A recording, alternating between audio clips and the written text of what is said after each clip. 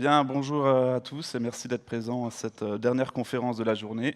Du coup, je suis Alexandre, je suis développeur mobile chez SpeechMe et je vais vous présenter un serveur d'intégration qu'on a mis en place chez SpeechMe, du coup qui permet de déployer automatiquement des applications mobiles et qu'on a réalisé avec deux outils, Fastlane et GitLab. Alors, chez SpeechMe, on est une start-up nantaise et on développe des outils autour de la transmission de connaissances.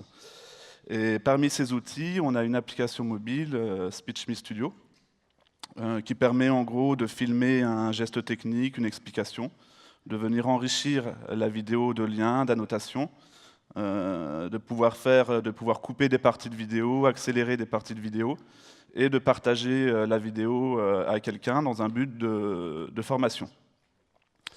Du coup, on a une application mobile native avec deux codes sources, Kotlin pour Android et Swift pour iOS.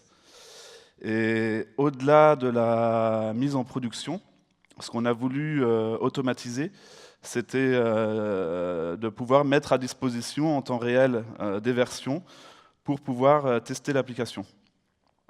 Du coup, on a deux groupes de testeurs.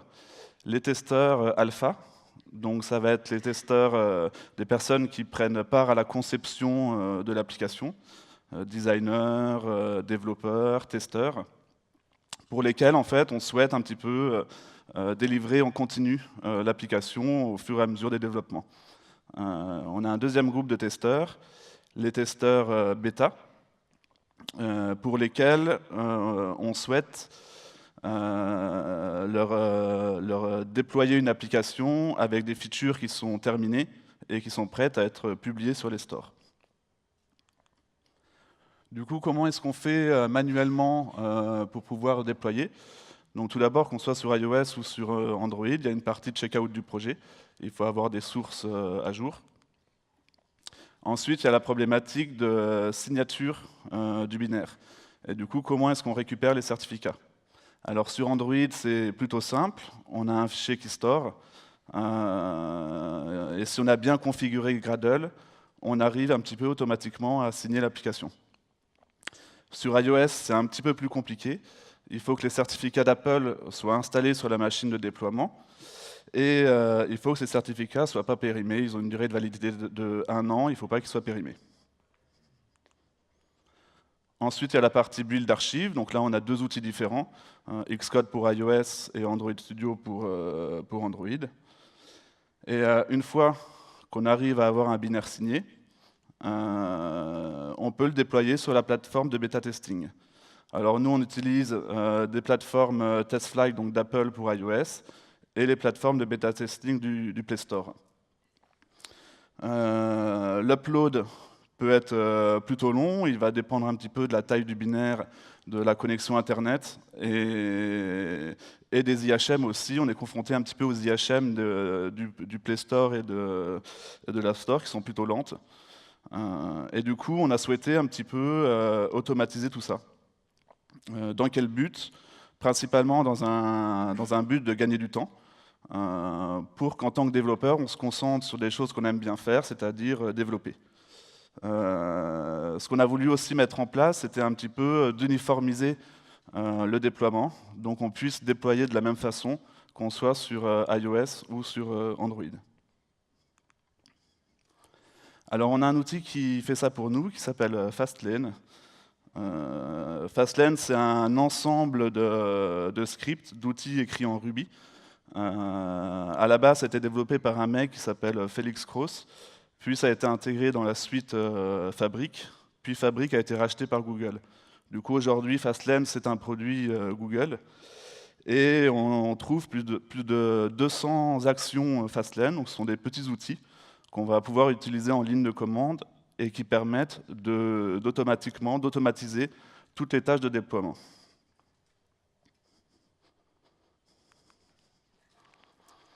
Au cœur de Fastlane, on trouve un fichier qui s'appelle fastfile, dans lequel on va décrire ce qu'on appelle des lanes.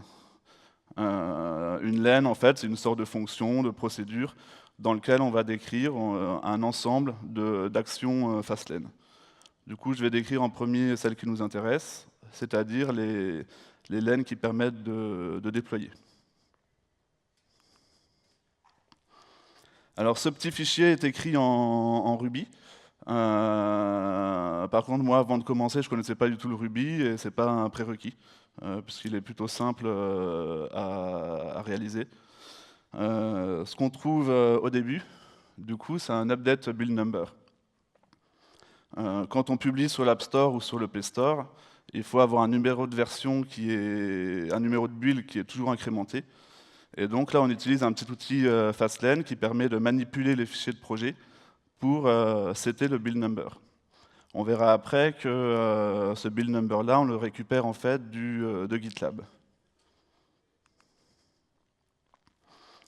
Ensuite, on a utilisé un outil qui s'appelle Match, donc pour iOS. Match, en fait, permet de gérer les certificats pour nous. En entrée, on lui donne un repository privé dans lequel il va stocker les certificats et les clés privées. Et du coup, quand on est sur la machine de déploiement, on tape un Fastlane Match App Store et automatiquement, on va venir installer les certificats. Et ce qui est bien avec Match, c'est que si ces certificats sont périmés, Match est capable de dialoguer avec les API d'Apple et d'automatiquement renouveler les certificats et de mettre à jour le repository privé. Donc du coup, on ajoute Match à notre LAN bêta et on s'assure à ce moment-là d'avoir les certificats qui sont bien installés sur la machine. Ensuite, on a utilisé un petit outil qui s'appelle Gym, qui est un peu un raccourci vers Xcode Build, et qui permet de compiler l'application et d'obtenir un binaire signé. Du coup, on ajoute Gym à notre script, et on a, à ce moment-là, un binaire, un IPA qui est signé. Ensuite, on a utilisé Pilot. Pilot récupère l'IPA qu'on vient de signer, et automatiquement, il l'upload sur TestFlight. Et ça, c'est un peu le point fort de Fastlane, c'est-à-dire qu'on a des connecteurs pour un peu tout. Nous, on a utilisé Pilot pour TestFlight, mais on peut déployer aussi sur le Play Store et sur les plateformes de bêta testing connues, TestFairy, OKApp, Crashlytics.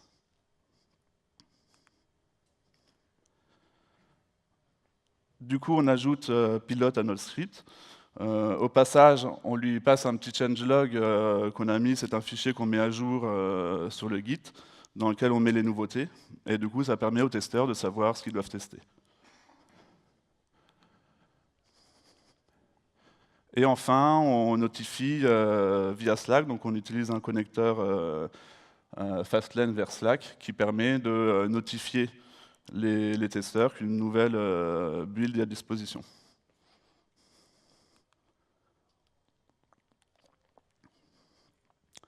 Alors maintenant qu'on a réussi à déployer l'application, on va vouloir vérifier un peu qu'on n'est pas en train de déployer n'importe quoi. Donc du coup, on a deux laines qui nous permettent de faire un petit peu de qualité. Tout d'abord, une laine de test. Donc là, on utilise un outil Fastlane qui s'appelle Scan, qui permet de lancer les tests unitaires et du coup d'obtenir en sortie des rapports HTML. Du coup, on a nous deux rapports, un simple rapport sur l'exécution des tests et on a aussi un rapport de code coverage qui nous permet de voir quelle partie du code est couverte par les tests. Enfin, on a utilisé on a une quatrième laine qui s'appelle Screenshot et qui utilise un outil Fastlane qui s'appelle Snapshot. Snapshot, du coup, vient avec les tests UI de Xcode. Et il rajoute une petite commande qui s'appelle Snapshot et qui prend une capture d'écran. Du coup, nous, on a développé des scripts de test UI qui vont passer sur tous les écrans de l'application. Et avec Snapshot, on a du coup une trentaine de screenshots.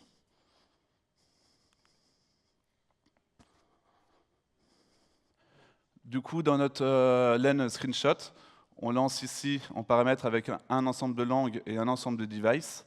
Et automatiquement, Snapshot va lancer les tests UI dans toutes les configurations. Au final, on a un petit rapport qui ressemble à ça. Donc on a plein de screenshots de l'application. On va les utiliser pour plusieurs choses. Tout d'abord, ça nous permet d'avoir des screenshots à uploader sur les pages produits donc de l'App Store ou du Play Store. Et ça permet d'avoir du coup des screenshots toujours à jour. Et nous, on les a utilisés, on utilise un peu ces screenshots aussi pour faire un peu de la non-régression. C'est-à-dire qu'on va un petit peu visuellement voir qu'il n'y a pas des écrans sur lesquels on a des problèmes. Et généralement, en tant que développeur, on va tester sur un device. Et ça nous permet de voir que sur un iPhone X ou un iPad, ça s'affiche bien et qu'on n'a pas de régression. Donc du coup, maintenant, avec Fastlane, on a réussi à automatiser donc, le déploiement en ligne de commande. Et on a réussi aussi à uniformiser. C'est-à-dire que si on va dans le repository Android ou dans le repository iOS, on tape une commande Fastlane Beta, et automatiquement, dans les deux repos, on va uploader une build en bêta. Alors, ce qu'on aimerait maintenant, c'est ne plus avoir à lancer ces commandes manuellement. Et donc, du coup, on va essayer de brancher tout ça avec Git pour pouvoir faire du déploiement en continu. Alors, chez SpeechMe, on utilise GitLab. Et ça tombe bien parce que GitLab est fourni avec un module qui s'appelle GitLab CI, qui permet de faire du déploiement continu. Et c'est livré aussi avec un petit outil qui s'appelle le runner, qui est hyper simple d'installation. Et donc du coup, on va l'installer sur une machine, donc nous sur un Mac, parce que du coup, on a besoin d'Xcode et d'Android Studio. Donc on va installer ça sur un Mac. La seule obligation, c'est qu'il faut que le runner, la machine où est installé le runner, arrive à communiquer avec la machine où est installé GitLab. Au niveau du process, en fait, on a un développeur qui va pousser du code dans Git. Automatiquement, GitLab CI recherche l'ensemble des runners qui sont affectés au projet. Et c'est le runner qui va lancer les commandes Fastlane. Du coup, l'outil central, c'est Fastlane. C'est lui qui va compiler les applications, dialoguer avec les API du Play Store et de l'App Store, et qui va notifier le développeur en sortie. Concrètement, comment ça se passe? À chaque push sur le Git, on a ce qu'on appelle une pipeline. Une pipeline, c'est un ensemble de jobs qui vont s'exécuter de façon synchrone. Chaque pipeline a un identifiant. Et c'est cet identifiant-là qu'on va récupérer du coup dans notre numéro de build qu'on a vu tout à l'heure dans Fastlane. Et nous, on a deux types de pipeline. On a une pipeline classique, donc à chaque push, on lance les tests, les screenshots et on déploie en alpha. Et quand on pousse un tag de release, on a une pipeline de release, donc on lance les tests, les screenshots et on diffuse en bêta.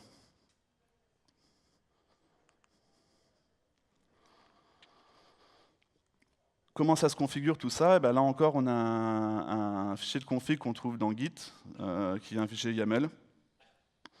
On a du coup un ensemble de stages qui sont définis en haut. Donc nous, on a fait quelque chose de simple, c'est-à-dire qu'un job GitLab égale une lane Fastlane. On a un ensemble de variables. Il y a des variables prédéfinies, comme l'identifiant de pipeline qu'on a vu tout à l'heure. Et on peut définir aussi nos propres variables. Dans tous les cas, elles seront accessibles en Fastlane via les variables d'environnement. Et là, ce qui nous intéresse ici, c'est plutôt le before script. Le before script, c'est lui qui va être capable, avant l'exécution de la pipeline, de lancer les scripts d'installation. Donc concrètement, c'est ici, via Bundler, qu'on va installer Fastlane.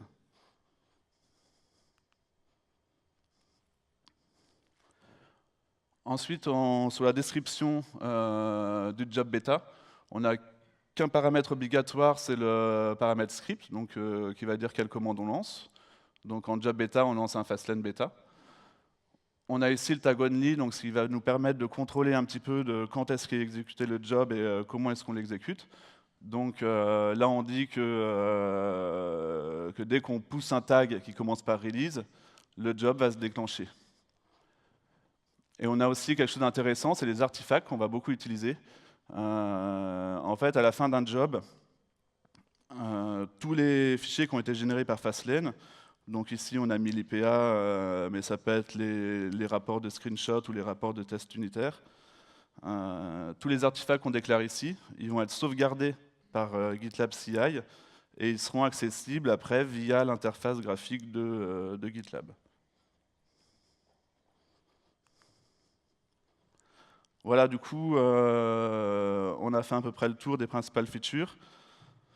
On a vu qu'un tout petit aperçu de Fastlane. On peut en faire vraiment, on peut faire vraiment beaucoup de choses et des choses bien plus complexes.